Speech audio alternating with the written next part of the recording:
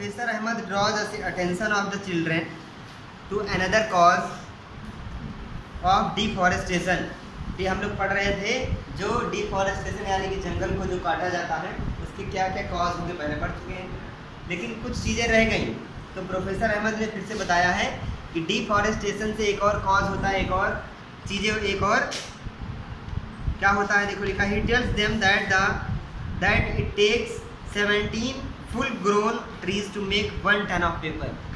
1 ton paper अगर बनाना है हमको तो 17 पूरी तरीके से बड़े हुए हमको पेड़ चाहिए। समझ रहे हो, 17 पेड़, एक बाग छोटी मोटी, और 1 टन पेपर कुछ नहीं होता। 1 टन पेपर तुम लोग कितनी जल्दी ख़त्म कर देते होगे तुम्हें पता भी नहीं होगा। तुम्हारे बैग में कितने किलो हैं पेपर पता है? एक जो नॉर्मल बैग तुम लोग लेके आते हो उसको उठा के ऐसे रखो, एक बार देखो क्या किलो है ये। बस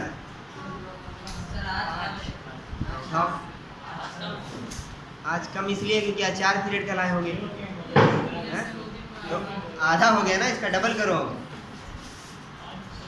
तो सोचो 5-6 किलो तुम्हारे बैग में, पूरे क्लास का जोड़ो। लिखा है इसीलिए हमको पेपर बचाना चाहिए। अब पेपर को कैसे बचाए? Each student saves at least 1 sheet of paper in a day. अगर एक बच्चा एक दिन में 1 पेज बचा रहा है, 1 पन्ना बचा रहा है तो क्या होगा? We can save many trees in a year. एक साल में हम लोग बहुत सारे पेड़ बचा सकते हैं। अब कह दो अगर हम बचा रहे हैं तो हमारी वजह से पेड़ थोड़ी ना। तुम्हारी कॉपियाँ भरेंगी, तुम अपने पापा से कहो कॉपी भर गई नहीं लाके, तो पापा लेके आएंगे। इसी तरह सबके पापा जाएंगे लेने, तो उतनी ज़्यादा कॉपियों की, उतने ज़्यादा पेजेस की खपत होगी, तो उतने ज़्यादा पेज और बनेंगे। और पेज कैसे बनेंगे? हटेंगे। समझ रहे हो कि नहीं? We can save many trees in a year. We should save, reuse paper and recycle it. हमको सेव करना चाहिए, रीयूज करना चाहिए और रिसाइकिल भी करना चाहिए। But this we not only save trees but also save energy and water needed for manufacturing paper. इसके अलावा हम प्लांट पेपर को अगर हम सेव कर रहे हैं तो सिर्फ हम पेड़ को ही नहीं बचा रहे हैं, हम साथ में वो एनर्जी भी बचा रहे हैं जो पेपर को बनाने में वेस्ट होती, जो लगती है, यूज होती है। इसके साथ साथ में पानी भी लगता है पेपर को बनाने में, वो भी बचा रहे हैं। यानी कि एक पेज अगर हम डेली बचाएँ, कम लिखे, कम मतलब क्या, जितना ज़रूरी है उतना लिखें, छोटा लिखे, हमारे पेज में ज़बरदस्ती की पेज भर रहा है। देखो कितने सारे क्वेश्चन मार्क तुम लोग कॉपी में बनाए हैं, काहे के लिए बनाए? जैसे अगर तुम्हारा चैप्टर शुरू हुआ, अभी मान लो चैप्टर है, तुमने समरी लिखी और उसकी एक्सरसाइज तुमने अगले पेज से शुरू करी, ऐसा क्यों है? हम तो कह रहे हैं नया चैप्टर भी तुम वहीं नीचे शुरू कर दो, लाइन वहाँ पे खींच के हेडिंग डाल दो बड़ी सी कि चैप्टर 8 यहाँ शुरू है। क्या दिक्कत है? पढ़ना किसको है? तुम्हीं को ना वो कॉपी, कोई और तो पढ़ने आएगा नहीं। पेज बचाओ। Moreover, the amount of harmful chemicals used in paper making will also be reduced. यानी कि पेपर बनाने में बहुत सारे केमिकल्स का भी इस्तेमाल होता होगा। जब हम पेपर ही कम इस्तेमाल करेंगे तो उन केमिकल्स का इस्तेमाल कम होगा, है ना? अब देखो बूझो क्या कह रहे हैं। Is there any permanent solution to the problem of deforestation? Deforestation का यानी कि जंगल जो काटे जाते हैं, पेड़ काटे जाते हैं, क्या इसका कोई परमानेंट सोल्यूशन है? कोई बताना चाहेगा? देखो अभी हम बता रहे हैं।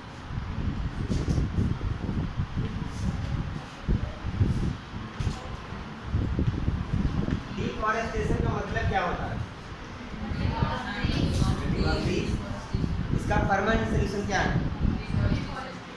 रीफॉरेस्टेशन।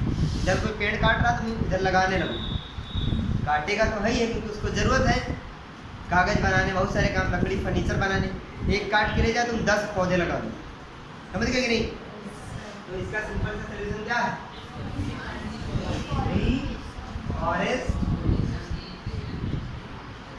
कितने लोग की ये स्पेलिंग याद है? रिफॉरेस्टेशन लिखा। प्रोफेसर अहमद ने सजेस्ट किया है that the answer to deforestation is reforestation. Reforestation is restocking of the destroyed forest by planting new trees. अगर जंगल कट गए कोई बात नहीं, तुम वहाँ पे जाके एक पेड़ कटा उसके बदले में 10 लगा दो। The planted trees should generally be of the same species which were found in the forest. Reforestation is restocking of the destroyed forest by planting new trees. The planted trees should generally be of the same species which were found in that forest. यानी कि उस जंगल में अगर कोई कहीं पे deforestation हुआ है और हम नया पौधा वहाँ पे लगा रहे हैं तो जनरली सामान्यतः वो वही हो जो कटा था, है ना? समझ रहे हो कि नहीं? यानी कि मान लो बड़ा सा जंगल था, उसमें बहुत सारे नीम के पेड़ लगे हुए थे, सब काट दिए गए। तो तुम वहाँ पर अगर लगाने गए और रिफॉरेस्टेशन करने गए हो तो कौन से लगाओगे? जनरली मतलब अब ऐसा ज़रूरी नहीं है कि वही लगाओ, लेकिन अगर वही लगाएंगे तो ज़्यादा बेहतर है। We should plant at least as many trees as we cut. At least लिखा है, कम से कम। We should plant at least as many trees as we cut, यानी कि कम से कम उतने पेड़ तो जरूर लगाओ जितने हमने काटे हैं। हमने क्या बताया, एक काटो तो कितने लगाओ। Reforestation can take place naturally also. अच्छा, रिफॉरेस्टेशन अपने आप भी हो सकता है। जैसे तुम लोगों ने देखा हो कभी पेड़ कटता है मान लो, तो उसमें जो सीड लगे हुए, जो फ्रूट्स लगे हुए हैं, वो सब भी तो वहाँ पे गिर जाएंगे। जैसे काटा गया तो ऐसा नहीं काटा हेलीकॉप्टर से उठा के लेके चले गए। काटेंगे तो वो पेड़ वहीं पे गिरेगा। जब वो इतनी तेज़ी से गिरेगा तो उसमें लगे हुए फ्रूट्स, उसमें लगे हुए सीड वहीं पे गिर जाएंगे। और अगर कुछ किया नहीं गया, वहाँ पे कोई बिल्डिंग नहीं बनाई गई या कोई फैक्ट्री नहीं बनाई गई, तो वो सारे के सारे सीड कहाँ जाएंगे? मिट्टी में नीचे चले जाएंगे और नया पौधा वहाँ पे। If the deforested area is left undisturbed, यानी कि अगर कहीं पेड़ काटे गए बहुत ज़्यादा और वो एरिया अनडिस्टर्ब रहे, वहाँ पे कुछ और ना किया जाए, तो ये पक्की बात है कि वहाँ पे और नए नए पौधे निकल ही आएंगे। समझ गए कि नहीं? In natural reforestation there is no role of human beings. Natural reforestation में ह्यूमन बींग्स का कोई भी रोल बोलो नहीं होता। We have already caused tremendous damage to our forest. If we have to retain our green wealth for future generation, plantation of more trees is the only option. अगर हम चाह रहे हैं कि हमारी आने वाली पीढ़ी या हम लोगों को बराबर ये सारी चीज़ें मिलती हैं जो अभी आराम से मिल रही हैं, तो हमको क्या करना होगा? रिफॉरेस्टेशन। एक एक पौधा अपने अपने घर पे हर 2-3 महीने में लगाते रहो। समझ रहे हो कि नहीं? Yes, sir. ये 10 सालों बाद ये बात याद आएगी। अभी नहीं, घर को जंगल बना दो अपने। हाँ, ढेर सारे पौधे लगाओ, जहाँ पर मौका मिले लगा दो। सोचो तुम्हें कुछ सालों के बाद उसमें फ्रूट्स तो मिलेंगे, और ये लिखित बात है कि कुछ सालों के बाद ऑक्सीजन की दिक्कत आएगी। कुछ ही सालों के बाद, बहुत ज़्यादा साल के बाद नहीं, कुछ ही सालों के बाद। अभी से देखो दीपावली होली आती, धुंध कितनी ज़्यादा होती है, तो अभी 2-3 साल बाद सोचो क्या होगा। दीपावली जैसे बीतेगी वैसे तुम लोग की सांस लेने की दिक्कत शुरू हो जाएगी। और यही बात 2-3 साल को एक जीरो और बढ़ा तो 20-30 साल बाद क्या होगा सोचो। इमेजिन करो, जितने पेड़ कम होते जाएंगे कार्बन डाइऑक्साइड उतनी क्या होगी? बढ़ती जाएगी। दिक्कत होगी किसको? अभी professor Ahmad told them that India we have the forest conservation act. India में फॉरेस्ट का कंजर्वेशन एक एक्ट है, यानी एक नियम है जंगल को बचाने का। This act is aimed at preservation and conservation of natural forest and meeting the basic needs of the people living in or near the forest. यानी कि जो जंगल में रह रहे हैं, नेचुरल फॉरेस्ट जो है, और जो बेसिक नीड है उनकी, जो लोग उस जंगल के आसपास रह रहे हैं, उन सबकी ज़रूरतों को पूरा करना और जंगल को भी सुरक्षित रखना। After some rest, Madhavji asked the children to start heading back because it is not advisable to stay in the jungle after sunset. कुछ देर आराम किया, माधव जी ने सब बच्चों से कहा कि अबाउट टर्न और मुड़ लो, वापस चलो। क्यों? क्योंकि सनसेट के बाद में जंगल में रुकोगे तो क्या है? खतरा है। On getting back, Professor Ahmed and the children thanks Madhav ji for guiding them through this exciting experience. सबने माधव जी का धन्यवाद किया कि आपने जो है इस सफ़र में हमारा साथ दिया। बस हो गया, चैप्टर खत्म। इसकी समरी और एक्सरसाइज हम लोग कल देख लेंगे, है ना। अब तुम लोग कॉपी निकालो, उसकी समरी लिखना शुरू करो। लिखा है, समरी में लिखा है, wild life sanctuary, national parks and biosphere reserve are names given to the area meant for conservation and preservation of forest and wild animals. यानी कि वाइल्ड एनिमल्स और वहाँ के जो प्लांट्स, उनके कंजर्वेशन के लिए ये 3-4 चीज़ें बनाई गई हैं, इसलिए इनको उनका नाम दिया गया अलग। इनके बारे में पूरा हम लोगों ने पढ़ लिया है। आगे लिखा है, बायोडाइवर्सिटी क्या होता है? Biodiversity refers to the variety of living organisms in a specific area. एक स्पेसिफिक एरिया में रहने वाली क्या बताओ? वैरायटी ऑफ स्पीसीज, है ना। तो क्या होती है? बायोडाइवर्सिटी होती है। जितनी ज़्यादा वो होंगी उतनी ज़्यादा क्या है? बायोडाइवर्सिटी है। आगे plants and animals of a particular area are known as the flora and fauna of that area. Flora fauna वाला टॉपिक पढ़ा था, उसमें बताया था पूरा। नहीं समझ में आ रहा है, वापस पूरी वीडियो फिर से देखो। टाइम जितना ज़्यादा दोगे उतना ज़्यादा तुमको समझ में आएगा। ठीक है, रिवीजन करने का बेस्ट तरीका है। Endemic species are found only in a particular area. Question पूछा जाएगा व्हाट इज एंडेमिक स्पीसीज, है ना? तो क्या बताओगे? जो किसी पर्टिकुलर एरिया में, किसी स्पेसिफिक एरिया में ही पाई जाए वो क्या होता है? Endemic species. आगे है endangered species are those which are facing the danger of extinction. Endangered वो होती है जो खत्म होने की कगार पे है, विलुप्त होने की कगार पे आ गई है ना। आगे red data book contains a record of endangered species. एक बुक बनाई गई है, इसको क्या बोलते हैं? Red data book. इसमें जो खत्म होने वाले हैं एंडेंजर्ड स्पीसीज हैं उनके नेम लिखे हुए, उनके बारे में डिटेल्स लिखी हुई हैं। आगे migration is the phenomenon of movement of a species from its own habitat to some other habitat for a particular time period every year for a specific purpose like breeding.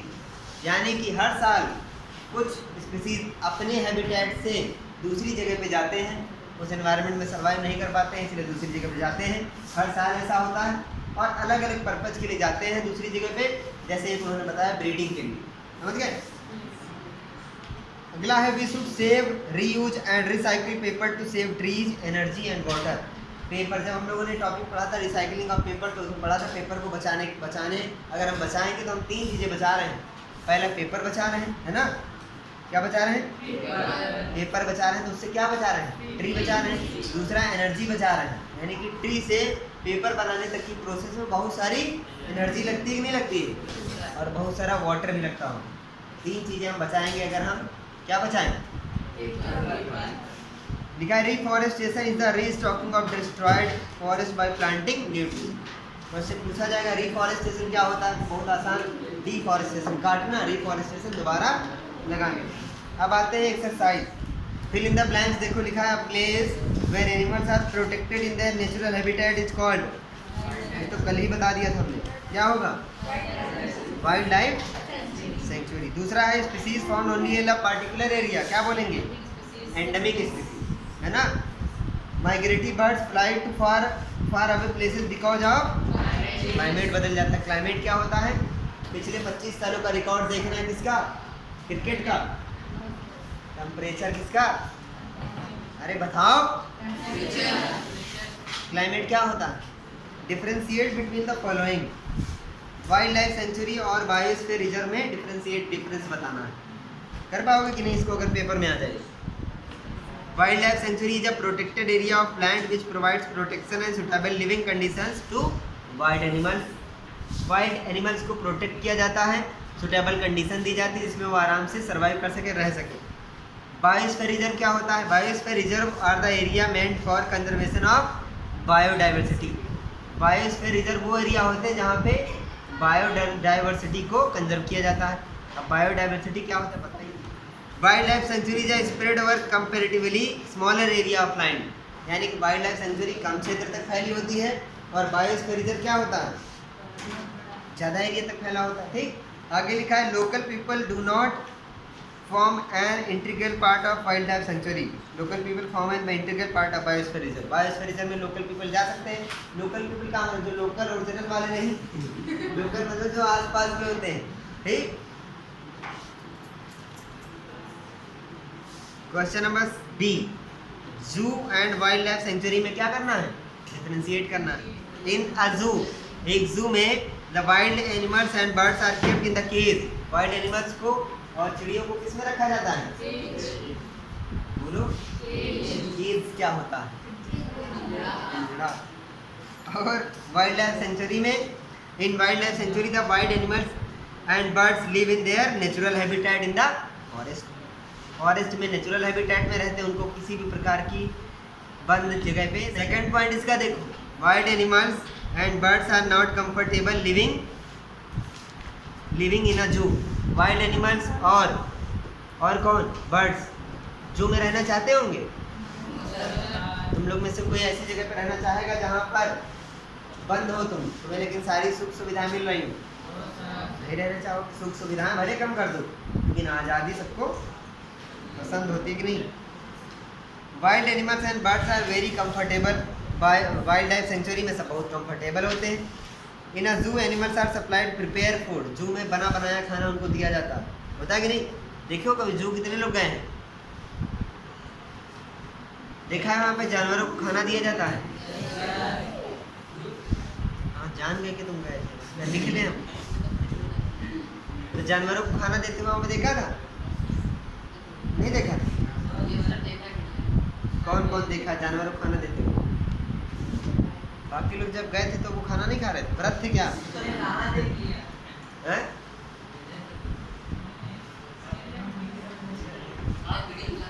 अब एक और चीज सोचो, उन जानवरों के लिए खाना कहाँ से आता है, मतलब कैसे आता है?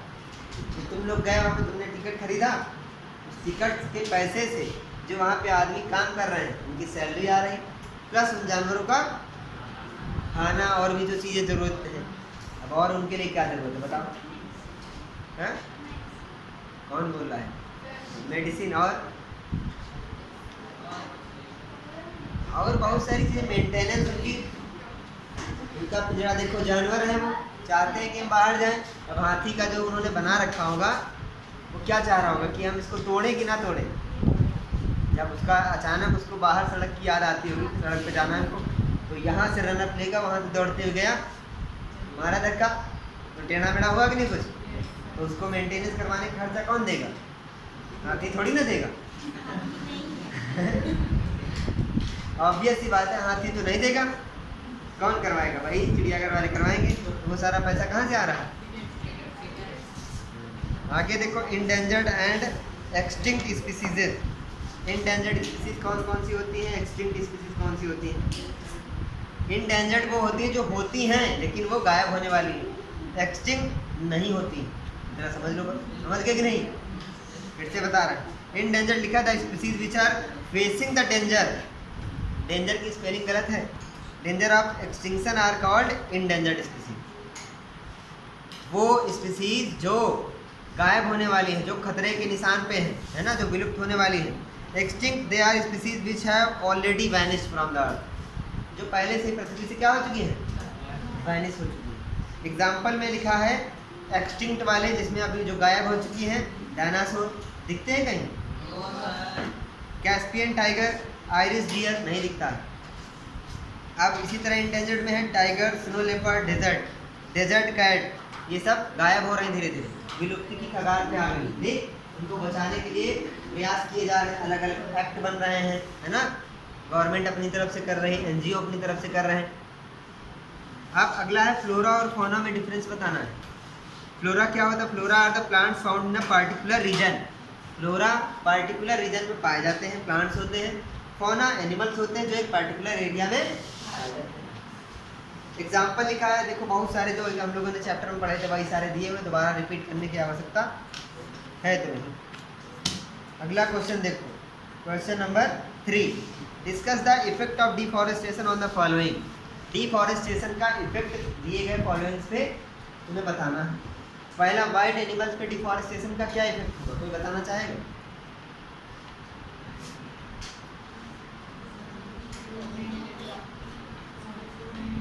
फूड नहीं मिलेगा, सबसे बड़ी बात, ऑक्सीजन की कमी हो जाएगी, शेल्टर नहीं होगा, है ना।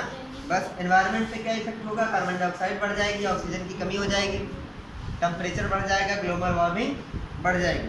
विलेजेस पे, गांव में क्या हो जाएगा बताओ? ज़्यादातर गांव वाले जंगल पे डिपेंड होते हैं। अभी बहुत सारे गांव में खाना भी लकड़ियों से बनता है, लकड़ियाँ ही नहीं बचेंगी जब जंगल ही नहीं। अब कुछ लोग कह रहे हैं जब जंगल कट रहा होगा तब तो लकड़ियों का ढेर लग गया होगा। तुरंत जिस दिन जंगल कटा उसके अगले कुछ दिनों बात नहीं हो रही, जंगल कट गया उसके कई सालों बाद की बात हो रही है ना। जो दिमाग में सवाल आया करे तुरंत बता दिया करो। बाद पेपर के टाइम पे तुम लोग कहते हो ये ऐसे, ये तो मतलब था ही। जो शहर में रह रहे हैं वहाँ पहले से जंगल वहाँ से बहुत दूर होता है, पहले भी जंगल दूर कटा है, उसकी वजह से उन पर क्या, वहाँ जंगल काट दिया। मान लो फलीहाबाद में जो ये रहमान खड़ा फार्म है, ठीक, इसको काट दो, हजरतगंज में कोई प्रभाव पड़ेगा? कौन बोला नहीं सर? क्यों नहीं पड़ेगा? क्या बढ़ेगा? वहाँ काटा, यहाँ वहाँ हो रहा। एक्सप्लेन करो पूरा, तुम थोड़ा बहुत सही हो। हाँ, फिर पॉल्यूशन तो यहाँ रहमान खड़ा हो रहा, किसका?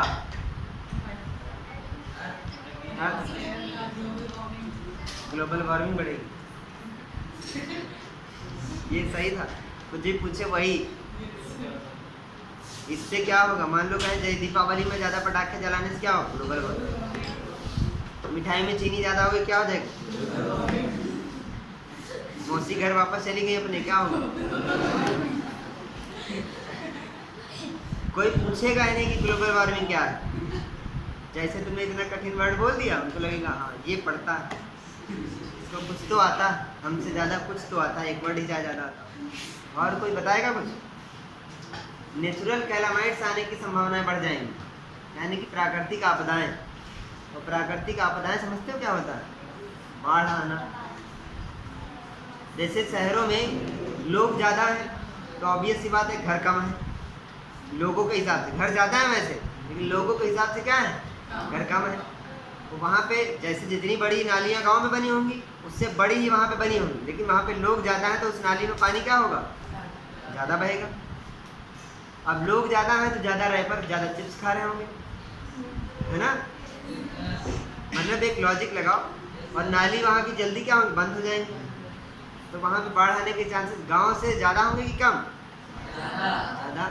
तो अगर सोचो बाढ़ आ जाए तो गांव की तरफ से आए, उधर जा रही हो, ठीक है, इधर संडीला की तरफ से बाढ़ चलना शुरू करे, मलिहाबाद, कसमंडी, अंधे की चौकी, दुबग्गा चौक, फिर हजरतगंज पहुँचे, तो गांव वाले लोगों को क्या है, उनके यहाँ तालाब है, नहर है, पानी उसमें चला जाएगा, और उनके घर ऊंचे पे होंगे, उनके घर के आसपास निकासी कम लोग हैं। वहाँ क्या होगा, हजरतगंज में वो कहेंगे तुम अपनी गाड़ी हटाओ, तुम अपना ये हटाओ। उनके घरों में पानी जा रहा है कि नहीं जा रहा। नॉर्मल बारिश होती तब तो देखो शहरों पहुँच जाता कि नहीं, बाल्टियाँ खड़े हैं अपने घर के बाहर, टीवी चल रही और इधर घर के बाहर से बहता हुआ पानी जा रहा है, देखा होगा तुम लोगों ने वीडियो में ना। तो नेचुरल कैलामिटी है, तो सिर्फ हमने एक बाढ़ का एग्जाम्पल बताया, सबका होगा, बस रिलेट करना है तुमको, ठीक। आगे देखो क्या लिखा है, अर्थ पे क्या प्रभाव पड़ेगा, डिफॉरेस्टेशन का अर्थ पे क्या प्रभाव पड़ेगा। Question number 4, what will happen if, क्या होगा यदि। Number A, we go on cutting trees, लगातार पेड़ काटते जाए, पैसा आएगा, तो ये लिखो। पॉजिटिव भी तो कुछ लिखो, सब निगेटिव में जा रहे हो। जब तुम लगातार पेड़ काट रहे हो तो क्या होगा, तुम मजदूरी ही तो कर रहे हो, जो कटवा रहा होगा वो तुमको दिहाड़ी डेली का डेली देता रहेगा। पहला तो ये होगा। दूसरा क्या होगा बताओ, जो अब मेन है, वो तुमको लकड़ी नहीं मिलेगी, तुम सिर्फ काटने आए हो एज ए लकड़हारा, एज ए मजदूर, तुमको दिहाड़ी मिल गई, चुपचाप जाओ बीड़ी क्यों निकलो। अब साइंस वाली लैंग्वेज बताओ, अगर लगातार पेड़ कट रहे हैं डिफॉरेस्टेशन हो जाएगा, और डिफॉरेस्टेशन से क्या क्या क्या हो सकता है अभी पढ़ के आए, बहुत से। अब तुम लोग सही सीखो, कुछ भी पूछा जाए। Number B, what will happen if the habitat of an animal is disturb. अगर किसी एनिमल का हैबिटेट डिस्टर्ब कर दिया जाए, तुम ही सोचो, तुम यहाँ पे कमरे में पड़े रहते हो, लेटे लेटे रील्स स्क्रॉल करते रहते हो, तुम नहीं करते, जो करता है हम उसको, जो करते हो तो समझ रहे हैं, कुछ तो करते होगे, एक जगह लेटे लेटे शॉर्ट्स स्क्रॉल करते होगे, रील्स नहीं करते तो शॉर्ट्स करते होगे, वो भी तो टिकटॉक वाला ही फॉर्म ले गए हैं, यूट्यूब वाले भी। तो ये जहाँ पे करते हो, मान लो तुम एक दिन स्कूल से जाओ, वो जगह ही पूरी मम्मी जो है तुम्हारी साफ सफाई के चक्कर में पूरा बेड हटा दे, वहाँ पे जो है साफ सफाई चल रही हो, अब तुम जाओ तुम्हें लेटने पर मिले, तुम्हारा हैबिटेट डिस्टर्ब हो गया, हो गया कि नहीं, तो क्या होगा, गुस्सा नहीं, और है? दूसरे हैबिटेट में चले जाओगे, जहाँ मम्मी लेटती है वहाँ चले जाओगे, क्योंकि मम्मी तो इस समय काम में बिजी है ना, जा सकते हो कि नहीं, यही बस, ये तो तुम्हारा हो गया। लेकिन अब जो साइंस वाला तो तुम्हारे दिया है, अगर एक जानवर का नेचुरल हैबिटेट बदल दिया जाए तो क्या होगा, डिस्टर्ब कर दिया जाए, वो हैबिटेट उसको फूड देता है, शेल्टर देता है ना, ऑक्सीजन देता है, अगर उसको डिस्टर्ब किया गया तो इन सारी चीज़ों में से किसी एक में चेंजेस हो जाएंगे, और उसको वो चेंजेस नहीं पसंद, इस वजह से क्या होगा, वो एनिमल अनप्रोटेक्टेड हो जाएगा, और हो सकता है कि कुछ की नंबर में कमी आ जाए, मतलब कुछ मर जाए। What will happen if the top layer of soil is exposed? अगर मिट्टी की सबसे ऊपरी सतह एक्सपोज कर दी जाए तो क्या होगा? फर्टिलाइजर जो है वो कम हो जाएंगे मिट्टी में। मिट्टी में जो है फसल जो भी लगाएंगे वो क्या कम हो गई, है ना? यही तो होगा।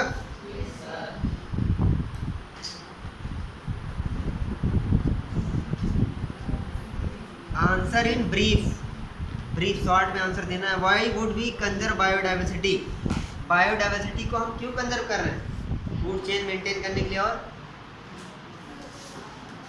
हमें भले न पता हो लेकिन हर एक एनिमल, पृथ्वी पाए जाने वाली हर चीज़ एक दूसरे से जुड़ी हुई है। अगर एक डिस्टर्ब हो गई तो हम लोगों पर भी असर आएगा। एग्जाम्पल के लिए तुम्हारी बुक में बताया गया था, अगर तुम्हारे घर में सांप निकला है, तुमने उसको मार दिया तो तुम अपना ही नुकसान कर रहे हो, उसका नहीं किया तुमने, वो तो मर गया। नुकसान किसका हुआ? हमारा। हमें पूरी बायोडाइवर्सिटी को प्रोटेक्ट करना है क्योंकि हमें बैलेंस बना के रखना है नेचर में, इसलिए भी। ठीक, दूसरा देखो दिया हुआ है, protected forest are also not completely safe for wild animals. Why? जो फॉरेस्ट प्रोटेक्ट किए गए हैं वो भी उन एनिमल्स के लिए क्या नहीं है, सेफ नहीं है। क्यों बताओ? जंगल है वो प्रोटेक्ट कर दिया गया है, बढ़िया चारों तरफ से घिरा हुआ है, बंद है, और उसमें सारी चीज़ें उनकी जो है कोई हैं जो भी उनको चाहिए, लेकिन फिर भी वो सेफ नहीं है। क्यों? क्योंकि उस जंगल के आसपास तो फिर हम लोग तो रहते होंगे ना, ह्यूमन्स तो रहते होंगे, और हम लोग की आदत है क्या करने की, दूसरों के मामले में अपना पैर घुसेड़ने की, है ना? तो जंगल जरूर जाएंगे, शिकार करने जरूर जाएंगे, तो ह्यूमन्स जा करके वहाँ पे क्या करते हैं? शिकार करते हैं। तो इससे वो क्या है, सेफ नहीं। और एक और चीज़ है, चलो ये तो हो गया एक, दूसरा ये भी कि कोई छोटा जानवर है उसको बड़ा वाला जानवर खा सकता है कि नहीं? इस वजह से वो सेफ नहीं। पहले अगर हमने उसको प्रोटेक्ट ना किया होता, मान लो प्रोटेक्ट नहीं किया था और शेर एक हिरन को दौड़ा रहा, दौड़ता दौड़ता भागता चला जाएगा, लेकिन तुमने आगे से प्रोटेक्ट कर रखा है, आगे प्रोटेक्ट कर रखा है, वो दौड़ता हुआ गया, आगे रास्ता बंद है, तो शेर क्या करेगा? आप बताओ, है ना? और ये किसकी वजह से हुआ? हम लोग की वजह से ना। Some tribals depend on the jungle. How? कुछ ट्राइबल्स हैं वो जंगल के ऊपर डिपेंड होते हैं। कैसे? लकड़ी के लिए, फूड के लिए, है ना? तो पहले पढ़ चुके हो। कपड़ों के लिए भी। अभी बहुत सारे ऐसे ट्राइबल्स होते हैं जो पत्ते पहन रहे हैं और वो वाला गाना भी गा रहे हैं।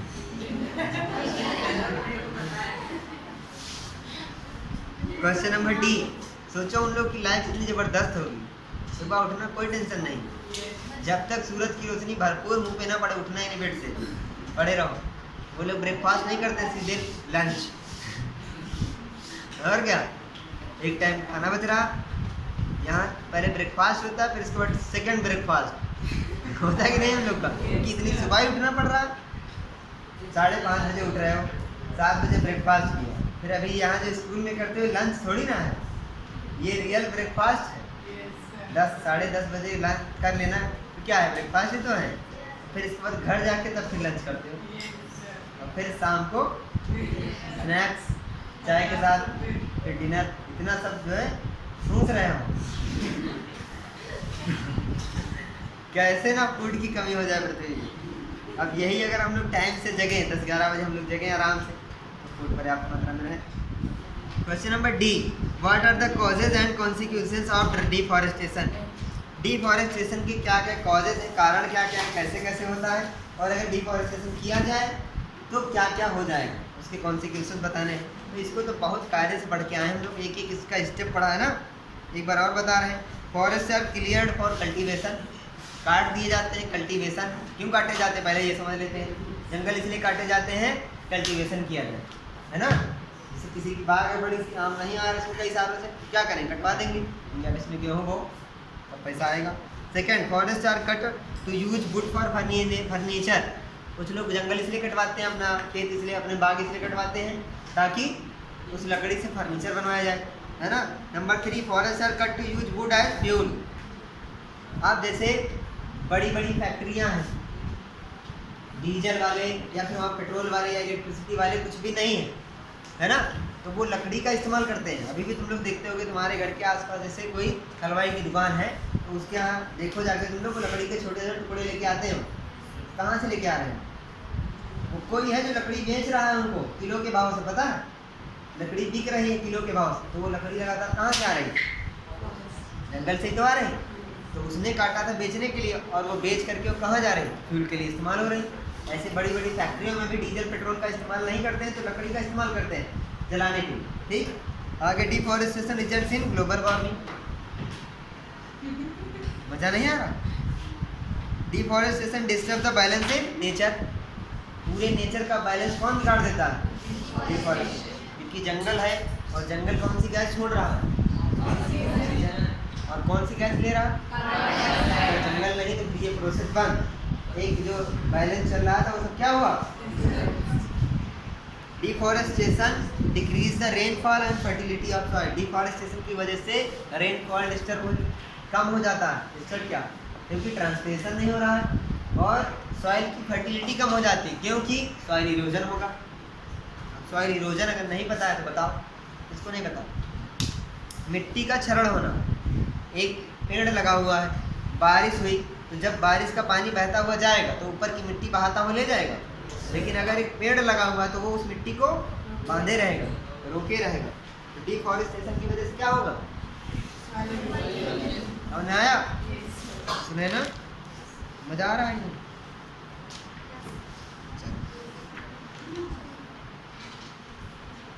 What is red data book? इसमें सब लाल लाल होता है ना?